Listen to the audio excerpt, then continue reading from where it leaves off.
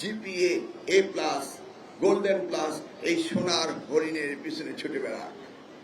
আমরা চাই তারা মেধাবী ছাত্র হোক, তারা ক্রিয়েটিভ হোক, তারা সৃজনশীল হোক এবং তারা খেলতে খেলতে শিখবে, সেটা আমরা চাই।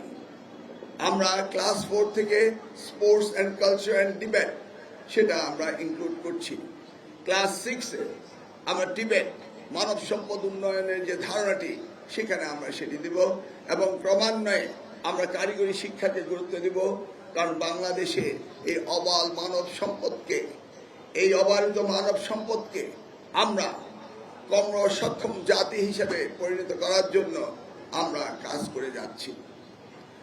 এরপরে সেকেন্ডারিতে এবং টারশিয়ারি এডুকেশনও আমরা সেখানে কারিগরি শিক্ষাকে সবচেয়ে বেশি গুরুত্ব দিচ্ছি।